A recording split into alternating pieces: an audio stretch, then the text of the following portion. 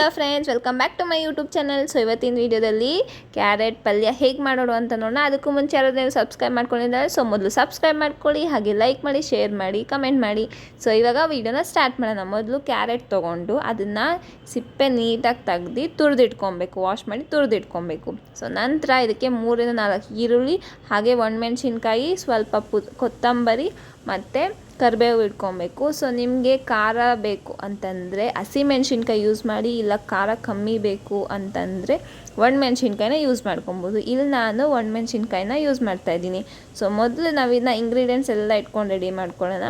So ಆಮೇಲೆ ಇದಕ್ಕೆ ನೀವು ಸ್ವಲ್ಪ ಬೆಳ್ಳುಳ್ಳಿನ ಕೂಡ ಸಿಪ್ಪೆ ತೆಗೆದು ಅದನ್ನ ಸ್ವಲ್ಪ ಸ್ಮ್ಯಾಶ್ ಮಾಡಿ, ಲೈಟಾಗಿ, ಜಾಸ್ತಿ ಸ್ಮ್ಯಾಶ್ ಮಾಡಿಬಿಡಿ, ಸ್ವಲ್ಪ ಜಜ್ಜಿಟ್ಕೊಬೇಕು. ಸೊ ಇದನ್ನು ಸೊ ಬೆಳ್ಳುಳ್ಳಿ ಹಾಕೋದ್ರಿಂದ ಹೆಲ್ತಿಗಂದು ತುಂಬಾ ಒಳ್ಳೆಯದು, ಮತ್ತು ಆ ಫ್ರಾಗ್ರೆನ್ಸ್ ಕೂಡ ತುಂಬಾ ಚೆನ್ನಾಗಿರುತ್ತೆ ಅಡುಗೆ ಐಟಮ್ಸಲ್ಲಿ ನಾವು ಯೂಸ್ ಮಾಡೋದ್ರಿಂದ. ಸೊ ಪ್ರತಿಯೊಂದು ರೆಸಿಪಿಲೂ ನಾವು ಆಲ್ಮೋಸ್ಟ್ ಈ ಥರ ಪಲ್ಯಗಳಲ್ಲಾಗಲಿ ಸಾಂಬಾರಲ್ಲಾಗಲಿ ಬೆಳ್ಳುಳ್ಳಿ ಇಲ್ಲದೇ ಟೇಸ್ಟೇ ಬರೋದಿಲ್ಲ. ಇವಾಗ ಮೊದಲು ಸ್ಟವ್ ಆನ್ ಮಾಡಿ ಒಂದು ಪ್ಯಾನ್ ಇಟ್ಕೊಂಡು ಅದರಲ್ಲಿ 4 to 5 ಟೇಬಲ್ ಸ್ಪೂನಷ್ಟು ಆಯಿಲ್ನ ಹಾಕ್ಕೊಳ್ಳಿ. ಆಯಿಲ್ನ ಹಾಕಿದ್ದಲ್ಲಿ 1 ಟೇಬಲ್ ಸ್ಪೂನಷ್ಟು ಸಾಸಿವೆನ ಹಾಕಿ. ಸೊ ಸ್ವಲ್ಪ ಇದು ಹೀಟ್ ಹಾಕಬೇಕು. ಸೊ ಹೀಟ್ ಆದಮೇಲೆ ಇದಕ್ಕೆ ಮಿಕ್ಕಿದ ಒಂದೊಂದೇ ಐಟಮ್ಸ್ನ ಹಾಕ್ಕೊಳ್ಳೋಣ. ಸೊ ಇವಾಗ ಸಮ್ಮರ್ ಸೀಸನ್ನು. ಸೊ ಸಮ್ಮರಲ್ಲಿ ನಮಗೆ ಫಸ್ಟ್ ನೆನ್ಪು ಬರೋದೇನು, ಮಾವಿನ ಹಣ್ಣು. ಸೊ ಮಾವಿನ ಹಣ್ಣನ್ನು ತೊಗೊಂಬಂದು ಚೆನ್ನಾಗಿ ತಿನ್ನಿ, ಎಂಜಾಯ್ ಮಾಡಿ. ಹಾಗೆ ಯಾರೂ ಮಾವಿನ ಹಣ್ಣನ್ನ ಮಿಸ್ ಮಾಡ್ಕೊಬೇಡಿ. ಸೀಸನಲ್ಲಿ ಸಿಗೋ ಫ್ರೂಟು, ಮತ್ತು ತುಂಬಾ ಎಲ್ರಿಗೂ ಇಷ್ಟ ಆಗೋರು ಫ್ರೂಟ್ ಅಂತ. ಸೊ ನೀವು ಕೂಡ ತೊಗೊಂಬಂತೀನಿ. ನಾನಂತೂ ತೊಗೊಂಬಂದು ನಿಜವಲ್ಲೂ ನಮ್ಮ ಊರಿಂದನೇ ಬರ್ತಾಯಿದೆ. ನನಗಂತೂ ರಿಲೇಟಿವ್ಸ್ ಅವರು ಇವರು ಅಂತ ತೊಗೊಬಂದು ಮನೆಗೆ ಕೊಡ್ತಾಯಿದ್ದಾರೆ. ನನಗಂತೂ ತುಂಬಾ ಇಷ್ಟ ಆಯಿತು. ಇಷ್ಟು ಚೆನ್ನಾಗಿದೆ ಅಂದರೆ ಅಷ್ಟು ಸಖತ್ತಾಗಿ, ಯಾವುದೇ ಕೆಮಿಕಲ್ಸ್ ಇಲ್ದರೆ ಏನೂ ಇಲ್ದರೆ ತುಂಬಾ ಚೆನ್ನಾಗಿತ್ತು. ಸೊ ಇವಾಗ ಇದು ಹೀಟ್ ಆಗಿದೆ. ಇದಕ್ಕೆ ಸ್ವಲ್ಪ ಕರಿಬೇವು, ಹಾಗೆ ಒಣಮೆಣ್ಸಿನ್ಕಾಯಿ ಮತ್ತು ಈರುಳ್ಳಿ ನಾವು ಕಟ್ ಮಾಡ್ಕೊಂಡು ಎಲ್ಲನೂ ಹಾಕಿಬಿಟ್ಟು ಸ್ವಲ್ಪ ರೆಡ್ ಕಲರ್ ಬರೋವರೆಗೂ ಇದನ್ನು ಫ್ರೈ ಮಾಡೋಣ. ಒಂದು ಸ್ವಲ್ಪ ಚೆನ್ನಾಗಿ ಫ್ರೈ ಆಗಬೇಕು. ಸೊ ಮಾವಿನ ಹಣ್ಣು ಸೀಸನಲ್ಲಿ ಮಾವಿನ ಹಣ್ಣು ನಾವು ಡೆಫಿನೆಟ್ಲಿ ಮಿಸ್ ಮಾಡ್ಕೊಳ್ಳೇಬಾರ್ದು, ಚೆನ್ನಾಗಿ ತಿನ್ನಬೇಕು.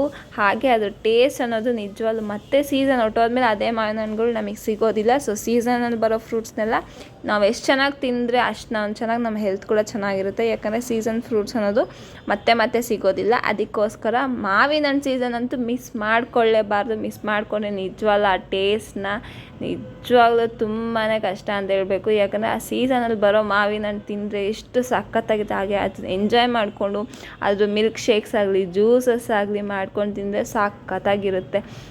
ಮತ್ತು ಇವಾಗ ಇಲ್ಲಿ ಇದೆಲ್ಲ ಚೆನ್ನಾಗಿ ಬೇಯ್ದಿದೆ. ಇದಕ್ಕೆ ನಾನು ಕ್ಯಾರೆಟ್ನ ಹಾಕ್ತಾಯಿದ್ದೀನಿ. ಕ್ಯಾರೆಟ್ ಅನ್ನೋದು ಸ್ವಲ್ಪ ಹಸಿ ಜಾಸ್ತಿ ಇರುತ್ತೆ. ಸೊ ಅದಕ್ಕೋಸ್ಕರ ಒಂದು 10 ನಿಮಿಷ ಆದರೂ ಇದನ್ನು ಚೆನ್ನಾಗಿ ಫ್ರೈ ಮಾಡ್ಕೊಬೇಕು. ಅಲ್ಲಿ ತನಕ ಇದು ನಿಲ್ಲಿಸಬಾರ್ದು, ಇಲ್ಲಾಂದರೆ ಸ್ವಲ್ಪ ಹಸಿ ಹಸಿಯಾಗಿ ಇರುತ್ತೆ, ಮತ್ತು ತಿಂದಾಗ ನಮಗೆ ಏನೋ ಅಷ್ಟು ಟೇಸ್ಟ್ ಅನಿಸಲ್ಲ. ಈ ಬೀಟ್ರೂಟ್ ಆಗಲಿ ಕ್ಯಾರೆಟ್ ಆಗಲಿ ಜಾಸ್ತಿ ಹೊತ್ತೆ ಸ್ವಲ್ಪ ಫ್ರೈ ಮಾಡಬೇಕು. ಎಷ್ಟು ಒಂದು 10 ನಿಮಿಷ ಫ್ರೈ ಮಾಡಿದ್ರು ಸಾಕು, ನೀಟಾಗಿ ಹಸಿ ವಾಸನೆಲ್ಲ ಹೊರಟೋಗ್ಬಿಡುತ್ತೆ. ಸೊ ನಮ್ಗೆ ಈ ಕ್ಯಾರೆಟ್ ಪಲ್ಯ ತಿನ್ನೋದ್ರಿಂದ ಹೆಲ್ತಿಗೆ ತುಂಬಾ ಒಳ್ಳೆಯದು. ಸೊ ಮೇಯ್ನಾಗಿ ಅಂದರೆ ಐಸೈಟ್ ಇರೋರಿಗೆ ಈ ಕ್ಯಾರೆಟ್ನ ತಿನ್ನೋದ್ರಿಂದ ತುಂಬಾ ಹೆಲ್ಪ್ ಆಗುತ್ತೆ. ಮತ್ತು ಇದನ್ನ ನೀವು ಡೈಲಿ ಕ್ಯಾರೆಟ್ ಪಲ್ಯನೇ ತಿನ್ನೋಕ್ಕಾಗಲ್ಲ ಅನ್ನೋರು ಕೂಡ ಇದನ್ನು ಜ್ಯೂಸ್ ರೀತಿಲಿ ಕೂಡ ಜ್ಯೂಸ್ ಮಾಡ್ಕೊಂಡು ಕೂಡ ಕುಡಿಯೋದ್ರಿಂದ ಹೆಲ್ತಿಗೆ ತುಂಬಾ ಒಳ್ಳೆಯದು. ಹಾಗೆ ನಮ್ಮ ಕಣ್ಣಿಗೆ ಕೂಡ ಬೇಗನೆ ನಮಗೆ ಐಸೈಟ್ ಅನ್ನೋದು ಸ್ವಲ್ಪನೇ ಕಮ್ಮಿ ಆಗುತ್ತೆ. ಸೊ ಹಾಗೆ ಇದು ನಿಮಗೆ ತಿನ್ನೋಕ್ಕಾಗಲಿ ಅಥವಾ ಕುಡಿಯೋಕ್ಕಾಗಲಿ ಜ್ಯೂಸ್ ಮಾಡ್ಕೊಳಕ್ಕಾಗೋ ಕಷ್ಟ ಅಂದರೆ ಹಸಿದ ಕಟ್ ಮಾಡ್ಕೊಂಡು ಒಂದು ಕ್ಯಾರೆಟ್ನ ತಿನ್ನಿ ಡೈಲಿ. ಸೊ ಅದರಿಂದ ಕೂಡ ನಮಗೆ ಕಣ್ಣಿಗೆ ತುಂಬಾ ಒಳ್ಳೆಯದಾಗುತ್ತೆ, ಮತ್ತು ತುಂಬ ವಿಟಮಿನ್ಸ್, ಪ್ರೋಟೀನ್ಸ್ ಅನ್ನೋದು ಪ್ರೊವೈಡ್ ಮಾಡುತ್ತೆ. ಸೊ ಈ ಪಲ್ಯನ ನಾವು ಸೈಡ್ ಡಿಶಲ್ಲಿ ಕೂಡ ಹಾಗೆ ಅನ್ನ ಬೇಳೆ ಸಾಂಬಾರು ಮಾಡ್ಕೊಂಡಾಗ ಇದನ್ನು ಮಾಡ್ಕೊಂಡು ತಿನ್ನೋದು ತುಂಬ ರುಚಿಯಾಗಿರುತ್ತೆ. ಹಾಗೆ ಚಪಾತಿಗೆ ಪಲ್ಯದ ರೀತಿಯಲ್ಲಿ ಇದನ್ನು ಮಾಡ್ಕೊಂಡು ತಿಂದ್ರೂ ನಿಜವಾಗ್ಲೂ ತುಂಬಾ ಚೆನ್ನಾಗಿರುತ್ತೆ. ಸೊ ನಾವು ಈ ರೀತಿ ಹೆಲ್ತಿ ಐಟಮ್ಸ್ನ ಮಾಡ್ಕೊಂಡು ಮನೇಲಿ ತಿನ್ನಬೇಕು. ಅದೇ ಆಚೆ ಹೋಗಿ ಫಾಸ್ಟ್ ಫುಡ್ನ ತಿನ್ನೋ ಬದಲು ಈ ರೀತಿ ಹೆಲ್ತಿಯಾಗಿ ಮನೆಯಲ್ಲೇ ಮಾಡಿಕೊಂಡು ಟೇಸ್ಟಿಯಾಗಿ ಕ್ಲೀನಾಗಿ ಮಾಡ್ಕೊಂಡು ತಿನ್ನೋದ್ರಿಂದ ತುಂಬಾ ಹೆಲ್ತು ಚೆನ್ನಾಗಿರುತ್ತೆ, ಹಾಗೆ ಟೇಸ್ಟು ಇರುತ್ತೆ. ಸೊ ಈ ರೀತಿ ಏನೇ ಇರಲಿ ಮನೇಲಿ ಆಲ್ಮೋಸ್ಟ್ ತಿನ್ನಿ. ಹಾಗಂತ ಆಚೆ ತಿನ್ನಬಾರ್ದು ನಾನು ಹೇಳ್ತಿಲ್ಲ, ಬಟ್ ಆಲ್ಮೋಸ್ಟ್ 80 to 90% ಅಷ್ಟು ಮನೇಲಿ ತಿನ್ನೋದೇ ಬೆಟರು. ಯಾಕಂದರೆ ಇವಾಗ ಆಚೆ ತಿನ್ನೋದಕ್ಕಿಂತ ಮನೇಲಿ ಮಾಡ್ಕೊಂಡು ತಿನ್ನೋದೇ ಬೆಸ್ಟ್ ಅಂತ ನನ್ನ ಅಡ್ವೈಸು. ಸೊ ನಿಮ್ಗೆ ಯಾರಿಗೆಲ್ಲ ಈ ರೆಸಿಪಿ ಇಷ್ಟ ಆಯಿತು ಅನ್ನೋರೆಲ್ಲ ಲೈಕ್ ಮಾಡಿ, ಶೇರ್ ಮಾಡಿ, ಹಾಗೆ ಕಮೆಂಟ್ ಮಾಡಿ. ನಿಮಗೋಸ್ಕರ ಇನ್ನೂ ಒಳ್ಳೊಳ್ಳೆ ವೀಡಿಯೋಸ್ನ ಹಾಗೆ ಒಳ್ಳೊಳ್ಳೆ ಅಡುಗೆ ಐಟಮ್ಸ್ನ ನಾನು ಅಪ್ಲೋಡ್ ಮಾಡ್ತಾ ಇರ್ತೀನಿ ಈ ರೀತಿಯೇ. ಸೊ ಯಾರ್ಯಾರಿಗೆ ಕುಕ್ಕಿಂಗ್ ಬರಲ್ಲ, ಸೊ ಇನ್ನೂ ಕುಕ್ಕಿಂಗ್ ಸ್ಟಾರ್ಟ್ ಮಾಡ್ತಾ ಇದ್ದೀರಾ ಅನ್ನೋರಿಗೆ ಈ ಥರ ಚಿಕ್ಕ ವೀಡಿಯೋಸ್ನ ನೋಡಿ ಕಲ್ತ್ಕೊಳ್ಳಿ. ನಿಜವಾಗ್ಲೂ ನಿಮಗೆ ಹೆಲ್ಪ್ ಆಗುತ್ತೆ. ಇವನ್ ನೀವೇ ಯಾರೂ ಇಲ್ದಿರೋಕೆ ಮಾಡ್ಕೊಂಡು ತಿನ್ನೋಕೆ ಕೂಡ ಹೆಲ್ಪ್ ಆಗುತ್ತೆ. ಅದಕ್ಕೋಸ್ಕರ ಈ ಥರ ಪುಟ್ಟ ವೀಡಿಯೋಸ್ನ ಕೂಡ ಮಾಡಿ ಹಾಕ್ತೀನಿ. ಹಾಗೆ ಇನ್ನು ಸ್ವಲ್ಪ ದೊಡ್ಡ ದೊಡ್ಡ ವೀಡಿಯೋಸ್ ಕೂಡ ಮಾಡ್ತೀನಿ. ಸೊ ಫೈನಲಿ ನಮ್ಮ ಕ್ಯಾರೆಟ್ ಪಲ್ಯ ರೆಡಿ ಆಗಿಬಿಟ್ಟಿದೆ. ನಿಜವಾಗ್ಲೂ ಸಖತ್ತಾಗಿ ಟೇಸ್ಟ್. ನನಗಂತೂ ಕ್ಯಾರೆಟ್ ಬೀಟ್ರೋಟ್ ಪಲ್ಯ ಅನ್ನೋದು ತುಂಬ ಇಷ್ಟ. ಸೊ ನಾನಂತೂ ಮಿಸ್ ಮಾಡ್ಕೊಳ್ಳೋದೇ ಇಲ್ಲ. ನಾನು ವೀಕಲ್ಲಿ 2-3 ಟೈಮ್ಸ್ ಆದರೂ ಮಾಡ್ಕೊಂಡು ತಿಂತೀನಿ. ನನಗಂತೂ ಅಷ್ಟು ಇಷ್ಟ ಈ ಕ್ಯಾರೆಟು ಬೀಟ್ರೋಟ್ ಪಲ್ಯ ಅನ್ನೋದು. ಸೊ ಫೈನಲಿ ಫ್ರಾಗ್ನೆನ್ಸ್ ಅಂತೂ ಸಾಕತ್ತಾಗಿದೆ. ಇದ್ರ ಜೊತೆ ಆಲ್ರೆಡಿ ಅಮ್ಮ ಚಪಾತಿ ಮಾಡಿದ್ದಾರೆ. ಸೊ ಚಪಾತಿ ಜೊತೆ ತಿನ್ಬಿಡೋದು. Thanks for watching my video. Bye bye.